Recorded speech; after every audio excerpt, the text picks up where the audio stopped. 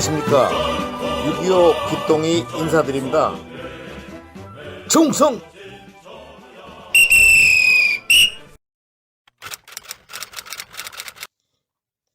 오늘은 제24탄으로 미 24사단장 딘 장군의 실종과 그 미스터리에 대해서 말씀을 드리겠습니다. 앞에서 미 34연대 전투 상황에 대해서 여러 번 말씀드렸습니다만 북한 공산군은 딘 소장이 판단했던 것처럼 청주를 점령하고 있던 적 2사단, 그 다음에 세종시 지역과 대평리 지역의 3사단, 논산으로 우위에 기동한 4사단, 그리고 기동력이 강한 105 탱크사단의 공주와 금산 쪽으로 우위에 기동을 해서 대전을 공격할 계획이라는 것을 딘 장군은 자신들의 정보 판단에서 이미 알고 있었으며 이런 계획대로 적들이 공격해왔다고 그래요. 그래서 19일 아침부터 적은 예비 2사단을 제외한 총 전방에 깔려있던 3개 사단으로 몇십 개의 금강선을 공격하기 시작했으며 이미 19연대와 34연대는 평택과 천안, 대평리까지 북한군을 막아내면서 지연진을 하면서 밀려나오면서 전투력은 거의 다 소진 상태가 되어서 대전시가 된 때는 미 24사단은 그야말로 절망적인 상황이 되어버렸다고 그래요. 다행인 것은 적들은 미 24사단의 전투력을 그때까지도 과대평가해서 공격 시에 가끔씩 주춤주춤거렸다고 그래요.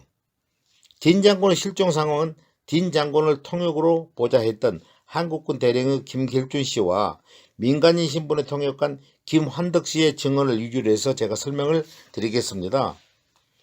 딘 장군은 18일에 미 24사단 우측에 있는 한국군 1군단과 미군과의 전투 경계선을 분명히 하고 오라는 이 명령을 이 두 사람한테 다시 한번 전달했다고 그래요.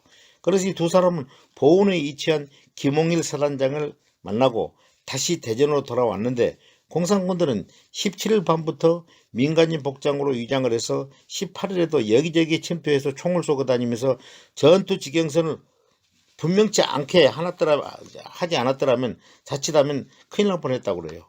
즉 다시 말씀드려서 우군끼리 즉 미 24사단과 한국군 1군단 간의 오인으로 해서 충돌을 한다면 엄청난 피해가 발생할 수 있기 때문에 군사학의 전술 교육에서는 요즘도 전투 지경선과 협조점이란 것은 저명한 지형이나 고지를 선정해서 전투관에도 수시로 무전이나 또는 화력이나 또는 직접 양쪽 부대의 사람들이 대표로 가서 만나서 협조를 하는 곳입니다. 그래서 청주를 점령하고 있던 북한군 후방 지역을 버티고 있던 적 2사단이 만약에 중부지역의 한국군 전선을 뚫고 대전 동북쪽 그러니까 보은 쪽에서 그러니까 1군단에 있는 김홍일 장군 부대를 경유해가지고 다시 대전 쪽으로 온다면은 엄청난 우군인 줄 알고 미군 쪽에서는 사격을 안 했을 거 아니냐 이런 이야기입니다. 그래서 전투 지경선과 협조점이라는 그만큼 중요하다는 것입니다. 보은 쪽에서 대전과 대구를 연결하는 병참선을 끊고 들어올까 싶어서 딘 장군은 무척 신경을 썼다고 합니다.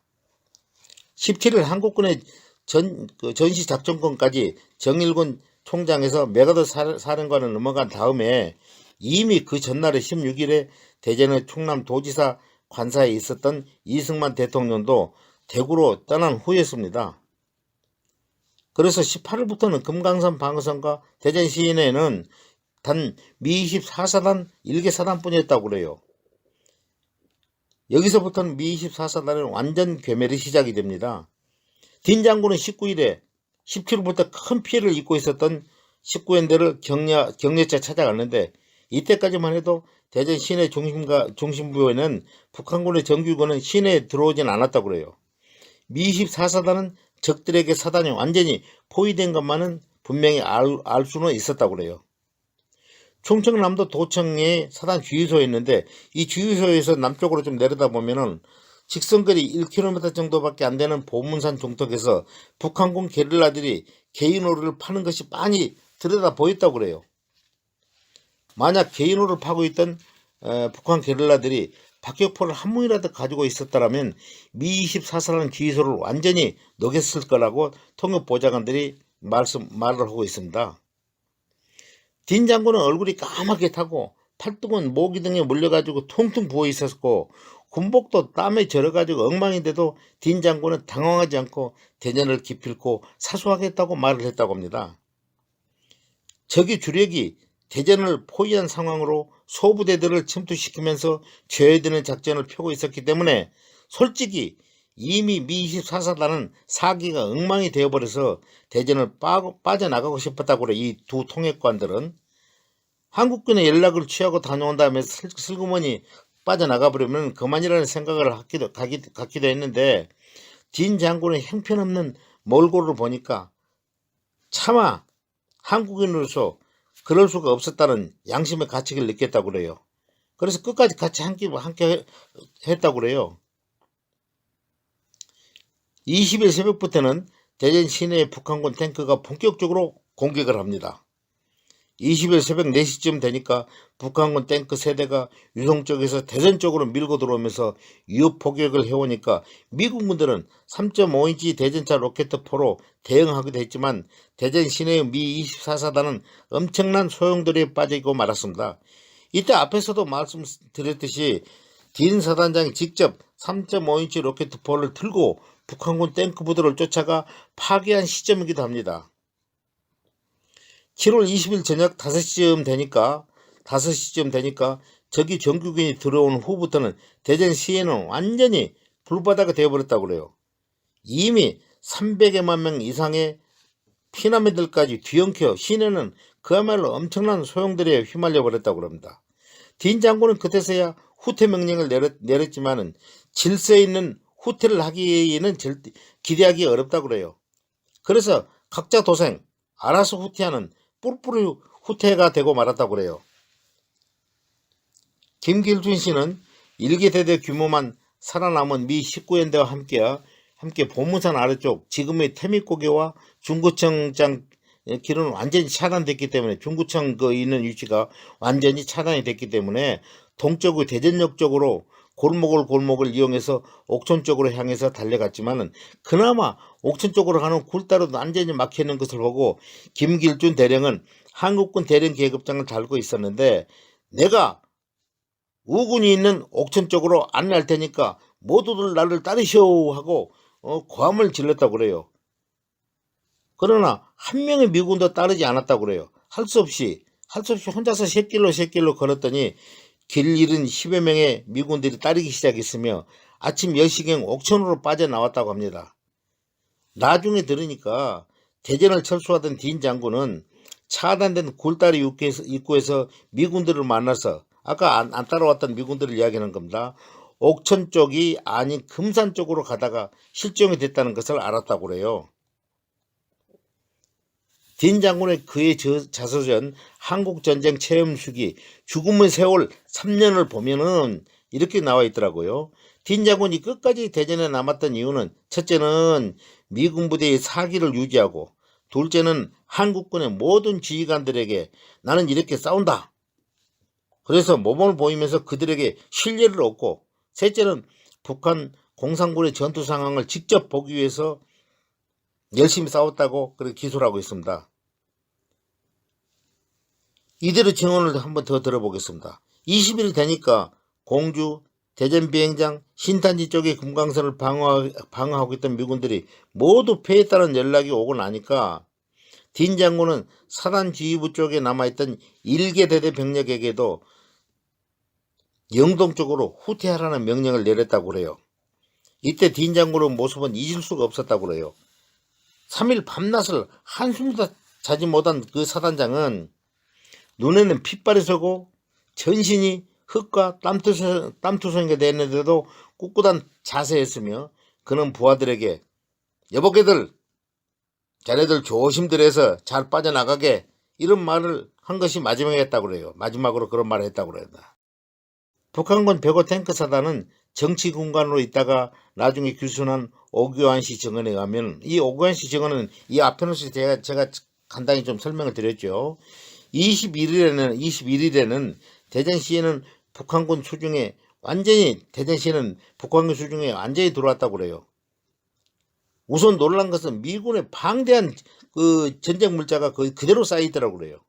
차량, 장비 등은 말할 것 없고 술과 담배, 과자, 양복지, 종이, 잉크 등등등 고급 소모품이 산더미처럼 쌓여 있었는데 사병들은 미군 시기를 몇 개씩 어깨에다 팔들고 둘러차고 다니면서 정치 장교들에게 빼앗기기도 했다고 그래요. 서울의 북한군 전선사령부에서는 미군이 남기고 간 물건들에 독이 다 묻어 있으니까 너희들 손도 대지 말고 서울로 올려보내라 해서 수십 트럭을 올려보냈다고 합니다. 금강 방어선 전투에서 북한군은 약 1천여 명의 미군 포로들을 잡았는데 1000명이나 잡았다고 그래요. 정치군관들이 신문할 때 간혹 뻣뻣하게 거만하게 나온 포로가 있기도 했는데 이들을 보는 데서 그냥 바로 직결 처분했는데 대략 한 10여 명 정도의 장교들이 되지 않았나 이렇게 생각이 된다고 말을 해요. 오기환 씨가. 22일 밤에는 소위 대전전투의 성전 축하회를 열었는데 북한군 4사단을 충남도청에서 기타 부대들은 근처 빌딩과 민가에서 축하회를 벌였다고 합니다. 북한에서 지원된 것은 오직 드럼통으로 가득 찬 소주를 몇 드럼씩 넣어줬다고 그래요. 안주는 대전 근교에서 잡아온 돼지와 소고기로 먹였다고 하는데 분위기는 그렇게 밝지는 않았다고 그래요. 왜냐하면은 자체 내부에서 엄청난 기압과 어찌나 그냥 심하게 못 살게 그러는지 그냥 전투를 심하게 할 수 있도록 옥죄했다고 그래요. 모두들 무거운 기분으로 술맛을 제대로 낼 수가 없었다고 그래요. 이것은 김일성으로부터 단단히 기합을 받은 공산군 전선사령관 김책이라는 사람이 그 후에 지프를 타고 대전 남쪽 지방의 최전선에서 독전을 한다고 설치다가 미 공군의 폭격으로 왼쪽 옆구리에 파편을 맞고 후송돼서 1년 동안 앓다가 사망했다고 합니다. 김책 알지 않습니까? 요즘 북한에서도 좀 유명한 김책 공대, 바로 이 사람 이름을 따서 지은 학교입니다. 다시 본론으로 돌아와서 딘 장군이 포로가 된 상황을 설명을 드리겠습니다. 딘 장군은 바로 포로가 된 것이 아니라 전섭부관을 데리고 적의 포위망을 뚫고 우군 안전지대로 빠져나오려고 했지만은 36일 동안이나 적 진지를 헤매면서 8월 25일에야 북한군에게 포로로 잡히고 맙니다. 딘 장군의 해고력에서 밝힌 내용을 제가 몇 가지를 쭉 한번 설명을 드리겠습니다. 대전을 떠나자 양쪽에서 적익병들이 맹렬한 사격을 가해왔다고 그래요. 지프로 돌파해 지프차를 타고 가는데 잘 안됐다. 어느 지점에 오니까 트럭이 뒹굴고 있는데 가서 보니까 운전사가 그대로 있더래요. 그 흔들어 보니까 그 운전사는 이미 죽어 있었지만 트럭이 넘어져 있는데 트럭 밑에 2명의 병사들이 숨어가지고 서로 항복하자고 의논하고 있더라는 것입니다. 거기서 좀 떨어진 곳에 몇 명의 부상병이 있었다고 그러는데 그래서 그 딘 장군이 이 부상병만을 자기 지프차에 태워가지고 보낸 다음에 다음 트럭 밑에는 사병들에게 다가갔다고 그래요. 이때 한 명의 공산군이 트럭에 얼마 안 떨어져 있는 언덕에 나타났다고 그래요. 한 명의 공산군이 그 트럭 떨어지는 언덕에 나타나는데 어떻겠어요? 적병이 언덕 저편으로 쓰러져 떨어지는 것을 볼 수 있다고 그래요. 바로 이때 한 대의 야포와 견인차가 덜그덕거리며 달려왔는데 어찌나 많은 병사들이 탔는지 더 이상 팔을 드러낼 수가 없을 지경이었다고 합니다. 어떻게든지 올라타가지고 이미 남쪽으로 피난을 가려고 그랬다고 그래요. 그런데 아까 말씀드렸다시피 한 명의 공산군이 트럭이 얼마 안 떨어진 곳에 나타났기 때문에 바로 딘 장군이 M1 소총으로 그곳을 향해서 총을 갈기가지고 공산군을 쐈다고 그러지 않습니까? 2대의 지프가 서 있는 지점까지 도달할 수 있었는데 어찌어찌 해서 여기서 부득이 하차하지 않을 수가 없게 됐다고 그래요. 그것은 길이 S자로 꼬불탕 꼬부러져 있는 데다가 다리 곁에는 적들이 소총부대와 기관총을 걸어놓고 딱 매복처럼 방어를 지키고 있더라고 그래요. 그러니까 어쩔 수 없이 다 내려가지고 하차해서 피해서 나가야 될 거 아닙니까? 그래서 딘 장군 일행은 심한 공격을 받아가면서 참호를 파게 되는데 이때 자신이 아무 무기도 갖지 않고 있다는 것을 알았다고 그래요. 딘 장군이 얼마나 급했는데 자기 총이 어디로 빠져나간지도 모르고 맨손으로 지금 가지고 있었다고. 아까 염원 소총도 인접 옆에 있는 그 병사들 총을 뺏어가지고 사격을 했다고 그러니까요.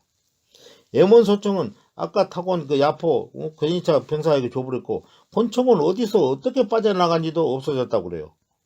그래서 딘 장군이 부관인 클라크 중위에게 점호를 시켰더니 클라크 중위가 일일이 확인하면서 보니까 총 미군들이 17명이 했다고 그럽니다. 그래서 자기들은 전부 미군들은 고구마 밭 쪽에 있는 저기 제하복에 있는 그 길로 되돌아서 기어 나와서 조그마한 겨울뚝까지 모두 다 옹기종기 모였다고 그래요. 여기서 우리는 동그랗게 엎드려서 진을 쳤다고 그럽니다. 우리는 여기서 마지막은 소리로 참을성을 갖고 이 시련을 이겨내자, 밤에 행동하자고 짤막한 훈시를 딘 장군이 했다고 그래요.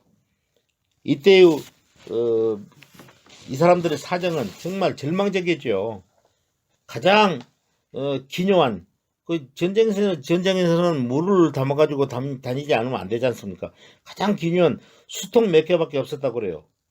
자기 자신도 클라크 중위도 가지고 있지 않았고 수통이 없기 때문에 물을 못 먹지 않습니까? 그리고 무기도 적었다고 그래요. 클라크 중위는 어깨에 관통상을 입어서 총을 쏠 수가 없으니까 자기 권총을 자꾸 사단장한테 가지라고 보냈다고 그래요. 그래서 어쩔 수 없이 사단장이 받아가지고 밤이 깜깜해지자 이들은 행동을 개시해서 겨울을 건너 험악한 산기슭으로 올라가기 시작했다고 그래요. 처음에는 사단장이 그 17명을 가장 그 뒤에 두고 앞장서서 자기가 걸었다고 그래요. 길은 참으로 험하고 대원들은 지쳐 있었는데 이때 바로 클라크 중위가 사단장한테 다가가더니 갑자기 부상병이 있다고 알려주더라고 그래요. 그래서 그 전속부관과 자기는 길을 되돌아서서 거기에는 두 병사를 양쪽에 한 명씩 세 명의 부상병을 부축하고 올라오고 있었는데 또 그 뒤에는 한 명이 혼자서 다리를 쩔룩거리며 따라오고 있었다고 그래요. 클라크 중위는 자기 어깨에 부상병을 입었는데도 자기 어깨가 부상을 입었는데도 어깨에 압박붕대를 푹푹 찢어서 그 부상병의 다리를 독에 매주었다고 그럽니다. 그런데 산길이 하도 비좁아서 두 사람이 한 부상병을 어깨로 좀 동무 짜가지고 붙여가고 걸어가기가 매우 힘들었다고 그래요. 그래서 그 부상병을 내 등에 엎혀라 해서 혼자서 업고 가는 것이 더 쉽겠다 이렇게 말했다고 그래요. 사단장이 자기 부하들을 부상병을 등으로 업고 갔다고 그러니까 얼마나 참 눈물 나온 일이겠습니까? 그러나 자기 자신은 항상 내가 나이 먹은 사람이란 것을 깜빡 잊고 있었다고 그래요. 참고적으로 당시에 딘 장군은 52세였습니다. 부상병의 무게는 자기 힘에 너무나 벅찼기 때문에 1분 후에 숨이 턱턱 차서 곧 쓰러질 것 같다고 그래요. 그래서 5분마다 클라크 중위와 교대로 부상병을 어깨에 끼고 걷기로 했다고 합니다. 자기들의 앞을 가는 대원들은 너무나 빨리 가고 있었고 또 자기 대원들도 천천히 같이 갔으면 좋겠는데 자기 몸이 귀찮으니까 막 빨리 걷기만 했다고 그래요.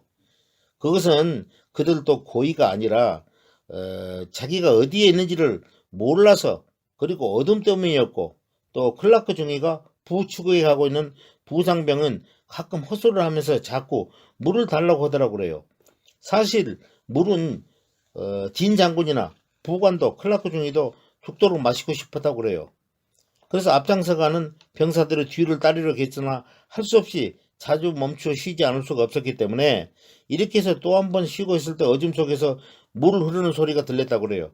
한참은 밤이라서 사방을 동관하지 못했지만 어쨌든 사단장이 물소리를 들었기 때문에 중위에게 물을 떠오겠다고 말을 하고 그러니까 전속부관하에 너 여기서 내가 물 떠올 테니까 그 사단장이 직접 물소리를 듣고 그렇게 내려갔는데 나중에 보니까 자기가 몸을 어떻게 추스를 수가 없는 상황이 됐다고 그래요.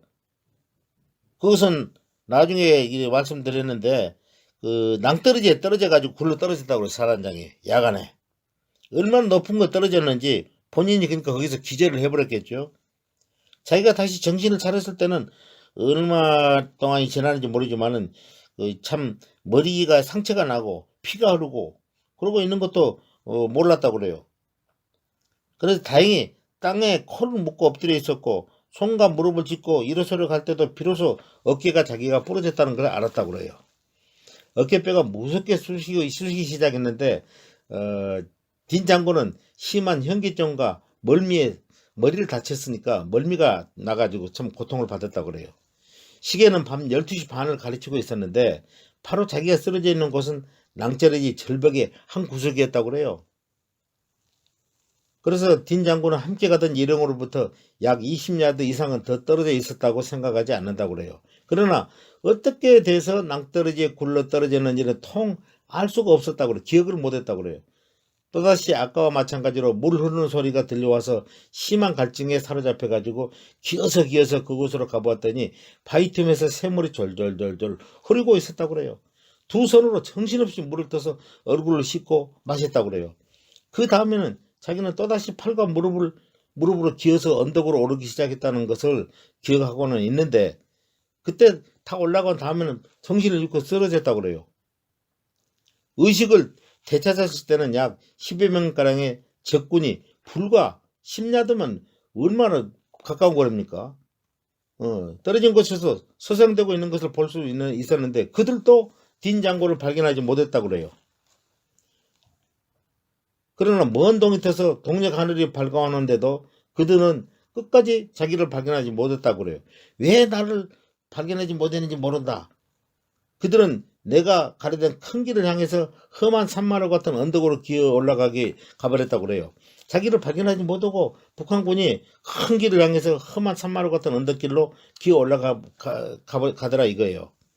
그래서 딘 장군은 클라크 중위와 다른 친구들은 이제 그만이구나 하는 생각이 들었다고 그래요. 그러니까 여기서 전속보관인 클라크 장군과도 헤어져 버렸어요. 자기 내리 속에는 간밤에 지나간 여러 부하들이 나란히 죽어서 넘어진 모습이 나타났고 더군다나 클라크 중위는 권총까지 자기에게 줘버렸기 때문에 아무런 제왕도 하지 못하고 쓰러졌을 것이라는 생각을 하니까 너무나 슬펐다고 그래요. 적병들이 지나간 다음 자기는 또 샘물이 솟는 곳으로 기어가서 물을 마셨다고 합니다. 그리고 나서는 다른 사람들도 이 물줄기를 알고 있을 테니까 여기서 더 있어서는 안 된다는 생각이 들더래요. 그래서 여기서 15피트쯤 떨어진 숲속으로 기어 들어가서 몽롱한 정신 상태로 온 종일을 보냈다고 그래요. 어렴풋이 자기들이 떠나온 큰 길가로 트럭이 달리고 그 트럭 속에서 무슨 말을 하는지 큰 소리가 나는 것도 들을 수 있었다고 그래요. 두 번째로 언덕으로 기어오르기 시작하자 비가 더 퍼부었다고 그래요. 비를 보자 또 물이 먹고 싶어졌다고 그래요. 마침 옆에 넓은 바위가 있었는데 딘 장군은 그 옆에 착 붙어가지고 누워가지고 손수건을 바위 위에다 대면서 물이 떨어진 것을 흥건히 적셔가지고 입에 대고 짜서 마시고 했다고 그래요. 밤새도록 이런 짓을 하면서 보냈다고 그래요. 다음날 아침에 누가 언덕에서 내려오는 것 같아서 소리를 듣고 자기는 빨딱 놀래가지고 일어났다고 그래요. 그리고 바위 뒤를 돌아서 숨으면서 권총을 겨눴다고 그래요. 이건 분명히 나타난 것은 자기들 미군들이 아니고 북한군일 것이다 라고 생각을 했다고 그래요. 그러나 뜻밖에도 딘 장군의 시야에 들어온 사람들은 미국 장교였다고 그래요. 그는 아직도 자기를 알아보지 못하고 하기야 몰골이 엉망했으니까 그 중위가 어떻게 알아봤겠어요. 자기가 부를 때까지 그 비참한 길을 건너라고 정신이 없이 쫓아오고 있더래요. 그래서 딘 장군이 물었다고 그래요. 야, 누구냐? 어느 부대에서 오느냐? 그래서 그 말을 듣자마자 그들이 깜짝 놀라가지고 영어로 이야기하니까 미국 사람이라는 걸 알고 이미 그들도 얼굴에 아주 희색이 만만하더라고요. 그렇지 않겠어요? 그 적진 속에서 만났으니까. 그러니까 그 중위가 하는 말이 그러더래요. 나는 19인대 소속이 스탠리 테이버 중이다. 너는 누구냐? 이렇게 물어보더래요. 아하. 그래서 우리 편이구나 싶어가지고 나는 바위 뒤에서 일어나려고 했으나 몸이 말을 듣지 않았다고 그래요.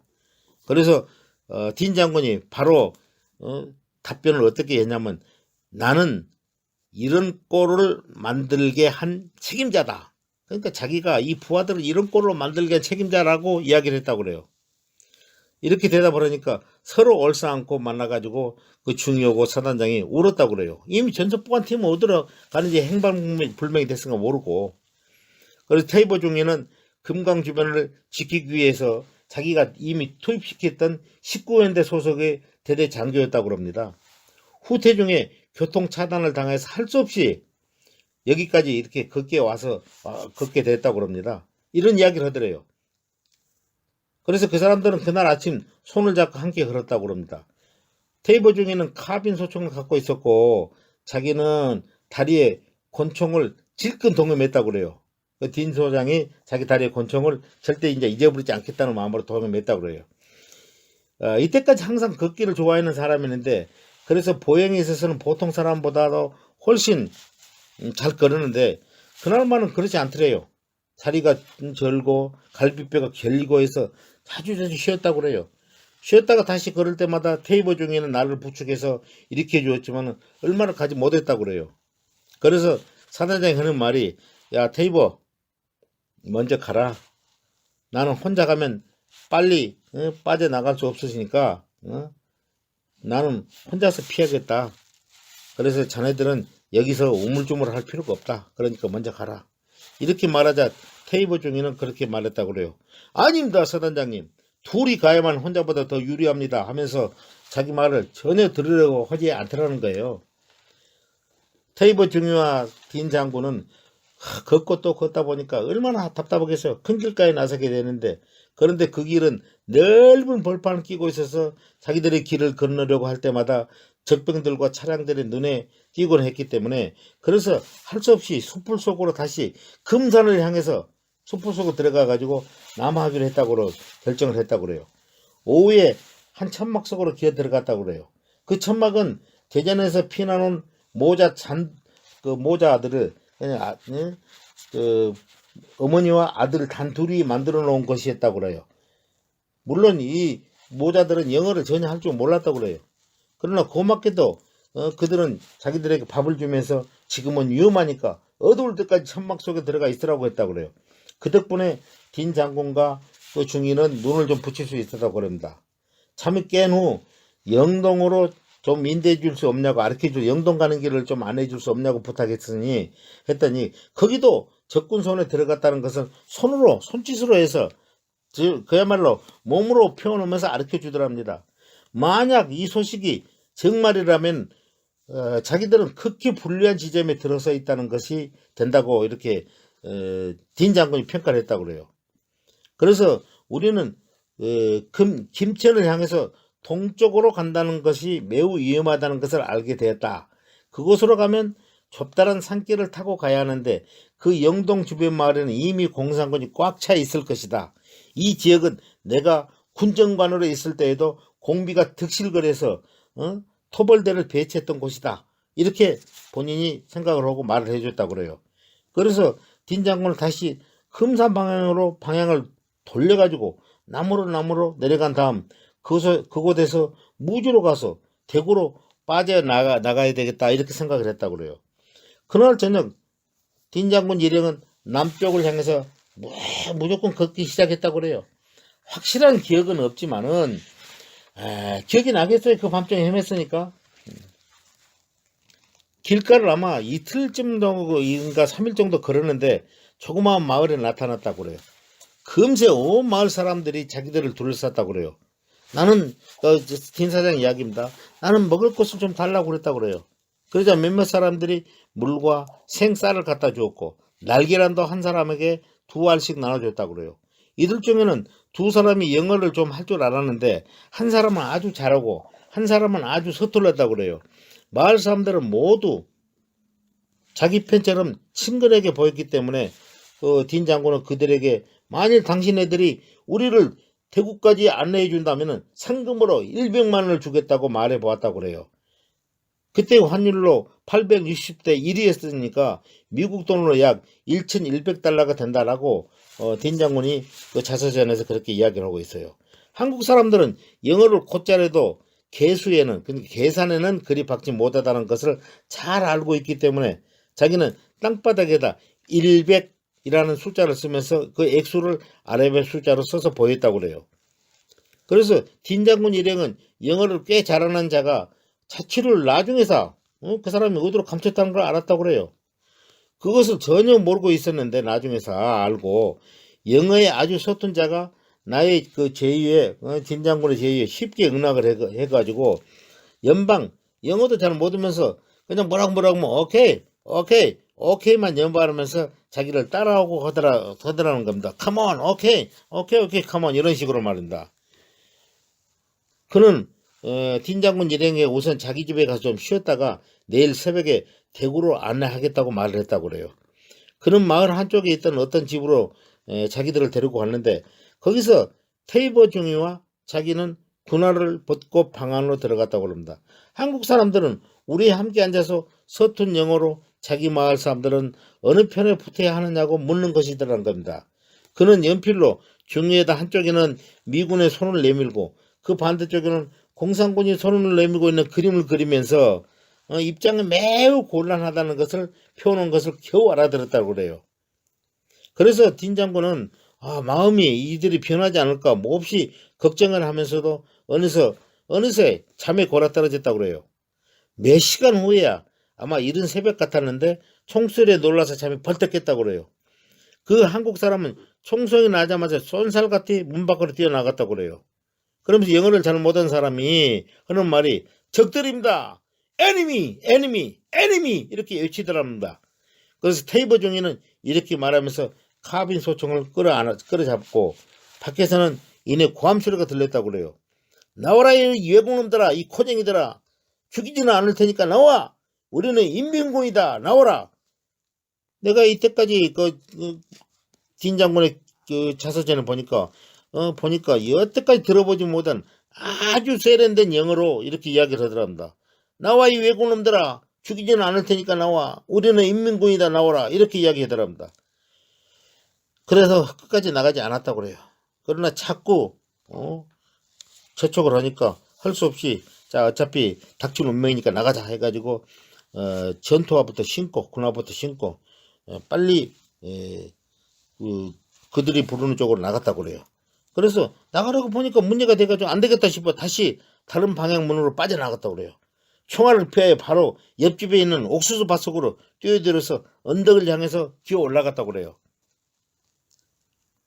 야, 내가 앞장선다. 테일러, 중이, 너는 카빈 소총으로 나를 엄호하라. 나는 권총으로 네 주변을 살필 테니까 서로 엄호해주면서 가자. 그래서 그렇게 말을 하면서 격려를 한 것을 잊지를 않았다고 그래요. 테이버, 나는 항복하지 않겠다. 만약 항복할 이유가 전혀 없으니까. 그러니까 테이버 중위가 그러더래요. 저도 그렇습니다, 장군님. 이렇게 이야기를 하면서 총알은 자꾸만 머리 위로 쌩쌩거리고 날라오는데 저건 벌써 우리가 자기들이 옥수수 밭에 숨어있는 기밀을 알고 마구 사격을 해왔다고 그래요. 거의 언덕까지 기어오르니까 사람들이 눈에 띄어 다시 길을 좀 바꾸어서 마을로 되돌아왔다고 그래요. 마을은 온통 야당 법석이었다고 그래요. 모두가 길가에 나와 수군거리며 소리를 지르기도 했고 딘 장군 일행은 이 틈을 타서 마을 사람들 사이를 뚫고 거기를 떠났다고 그래요. 왜냐하면 또 신고가 될지 모르니까. 그러나 마을 사람들은 자기들의 갈 길을 감히 막지는 않았다고 그래요. 그래서 뒷마당을 지나 집과 집 사이를 돌아 기어서 이 마을 다른 쪽으로 논으로 나올 수 있다고 그래요. 적의 눈을 피해가지고. 그래서 딘 장군은 논바닥에 엎드려서 배와 팔꿈치로 기어 나갔다고 그래요. 그러니까 낮은 포폭으로 갔다고 그런 말입니다. 논두렁마다 그 두서너 명씩의 공산군이 배치되어 있었기 때문에 금방 들킬 것 같았는데도 다행히도 그들은 딘 장군 일행을 발견하지 못했다고 그래요. 그들은 다른 곳을 보고 있는 틈을 타서 두 논두렁을 다시 한번 또 타서 논두렁을 타고 넘어가고 그랬다고 그래요. 두세 번의 논두렁도 무사히 넘었는데 그런데 중간쯤에서 뒤를 돌아다 보니 테이버 중위가 보이지 않더라고 그래요. 이때부터 3년 동안 자기는 미국 사람을 한 명도 볼 수가 없었다고 그래요. 그러니까 오로지 그 넓은 대명 천지에 아무도 없는 한국 땅에서 논두렁 속에서 테이버 중위를 잊어버린 겁니다. 그래서 딘 장군은 만 36일을 상간적지에서 보내는데 그동안에 자기 마음은 여러 가지 근심과 초조로 몹시 괴로웠다고 그래요. 세월이 어떻게 흐르는지 알 길이 없었으며 부하들에 대한 걱정과 적 정보를 가지고 어떻게 해서든지 우군 전선으로 돌아가고 싶은 생각 등으로 꽉 차 있었는데 테이버 종이를 기다리며 논두렁이 엎드려 있으면서 이제 권총을 내가 써야 될 때가 왔구나. 이것은 무슨 말이냐면은 책 한 장 남아있는데 적들한테 둘러싸여 있는데 내가 권총으로 자살해 죽여야 되겠다. 이런 생각밖에 없었다는 거예요. 그래서 테이버 종이는 자기가 짐작한 곳에도 나타나지 않고 있으며 따라올 기미도 보이지 않아서 그래서 시냇물 흐르는 길 옆으로 가서 보았지만 거기도 없었다고 그래요. 그래서 딘 장군은 테이버! 야 테이버! 이렇게 불렀다고 그래요. 루테는 그러니까 소위 중위들 루테넌이라고 그러지 않습니까? 루테넌 테이버! 루테넌 테이버! 이렇게 불렀다고 그래요. 얼마나 참 긴장이 됐겠어요. 그러나 대답 대신 공산군의 총알이 날아왔다고 그래요. 30분쯤 지난 다음 딘 장군은 마지막으로 건너온 논두렁 기어 들어가 보았다고 그래요. 그곳에서 테이블은 없었다고 그래요. 날은 벌써 완전히 밝았고 공산군도 사라지고 보니 이미 마치 양을 훔친 개와 같은 그런 심정이었다고 그래요. 겨우 길을 따라 내려가 공산군이 파놓은 구덩이에 몇 개를 발견했는데 참외 껍질 그들도 없는 참외를 따다가 먹었다고 그러는 것 같이 참외 껍질이 바닥에 너저분하게 널려 있더라고 그래요. 테이버가 어떻게 해서 나와 떨어지게 되는지를 전혀 알 수가 없었다고 하는 자서전을 읽어보니까 저도 보니까 읽는 저도 답답하더라고요. 네.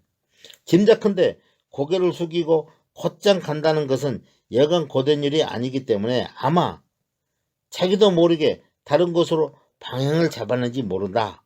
그리고 그때는 그가 테이버 종이가 적에게 잡힌 것 같지도 않았다고 그래요.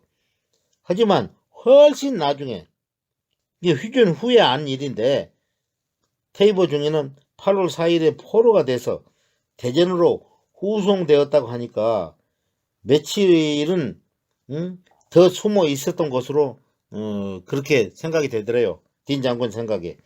이 불쌍한 친구는 대전에서 북으로 후송되는 도중에서 대전에서는 차에 실려가지고 북으로 후송되는 도중에 우리 우군기에 공군기에 폭격으로 부상을 입었고 그 후에 이북까지 끌려가가지고 영양실조로 폐렴에 걸려서 죽었다는 슬픈 소식을 알고 얼마나 가슴이 아팠는지 모른다고 그래요.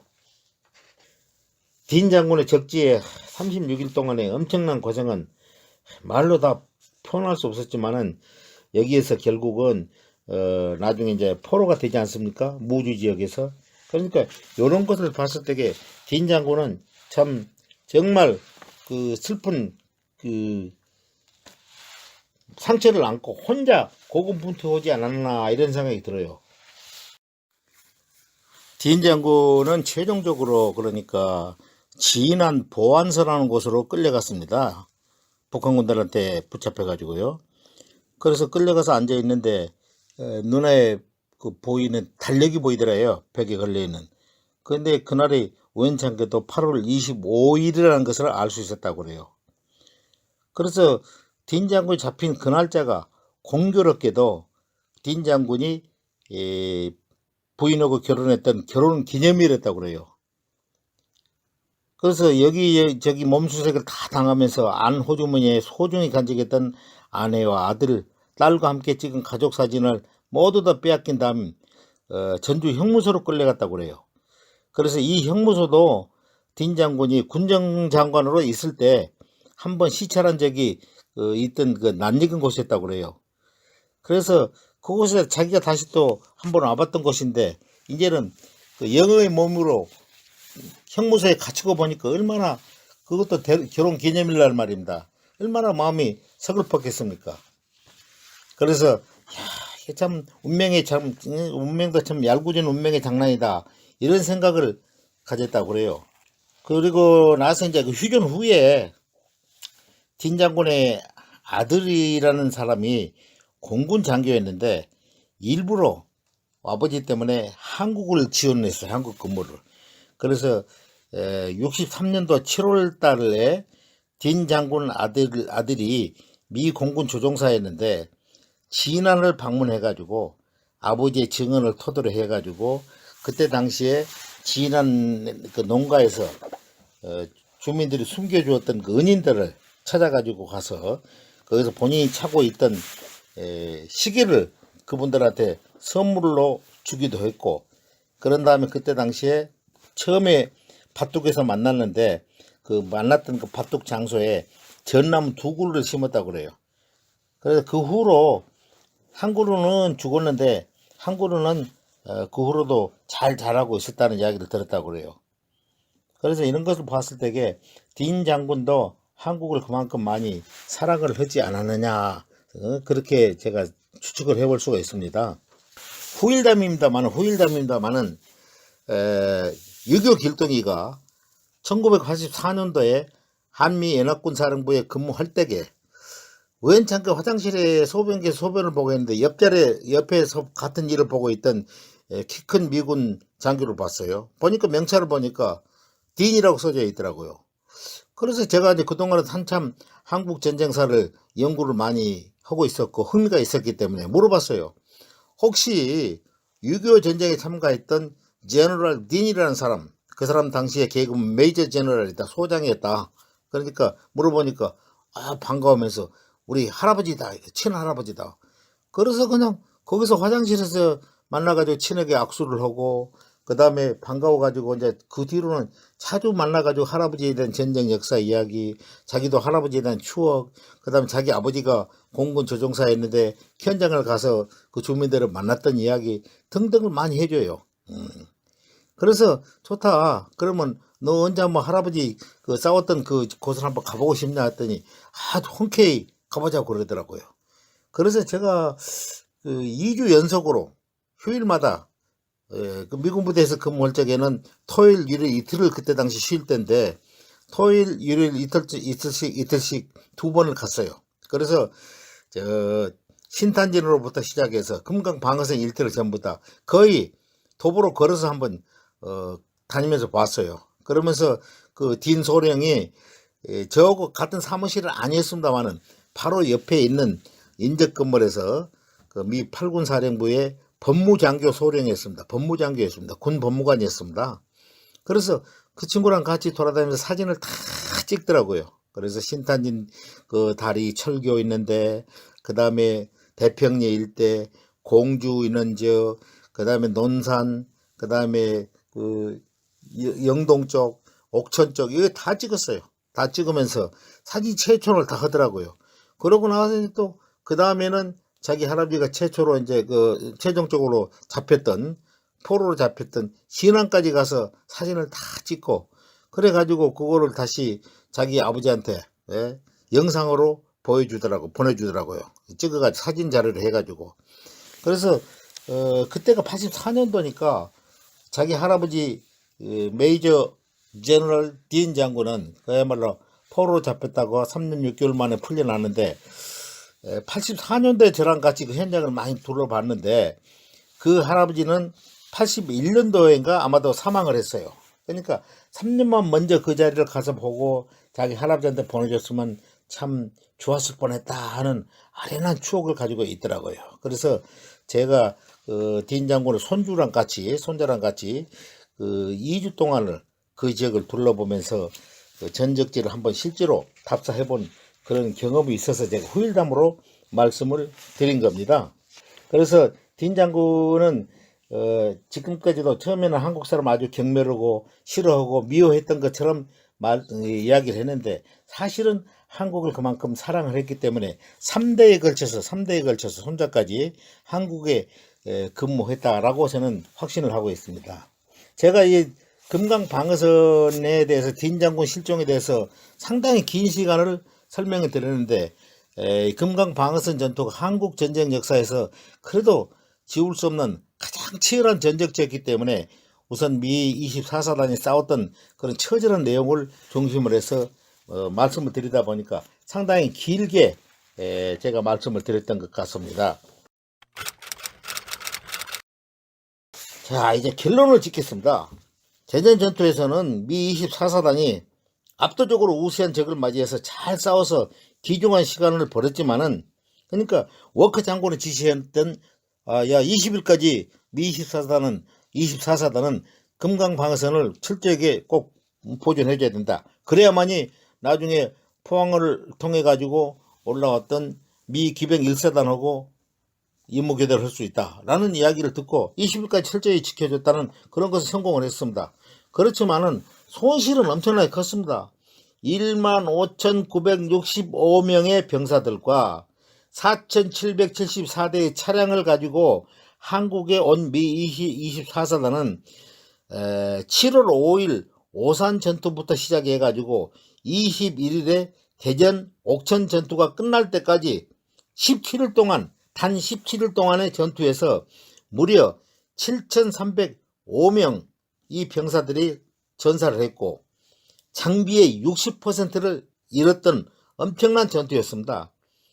그래서 이 금강 방어선 전투에서 공산군 소실은 알 길은 없지만은 그들의 그 후에 포로들의 이야기를 종합해 보면은 탱크는 총 15대, 그 다음에 내지 20대 정도가 파괴됐고 포가 20여 문 정도 파괴됐지만은 보병의 피해들은 그렇게 크지 않았다라고 증언을 했다고 그래요. 그러나 우리가 금강 방어선에서 아주 치열하게 싸우면서 그래도 20일까지 방어선을 잘 지탱해준 우리 딘 장군이 지휘했던 이 미 24사단에게 우리는 지금도 경애의 박수를 보내야 될 것으로 제가 생각합니다. 구독자님 여러분, 오늘 금강 방어선 전투는 좀 길게 설명을 드렸습니다. 그래서 여기까지 금강 방어선 전투에 대한 설명을 마치고 제25탄에서는 우리의 진천 공방전과 무국리 전투의 압승에 대해서 우리 국군에 대한 내용을 설명을 드리기로 하고 6.25 길동이는 이만 물러갑니다. 여러분 안녕히 계십시오. 충성!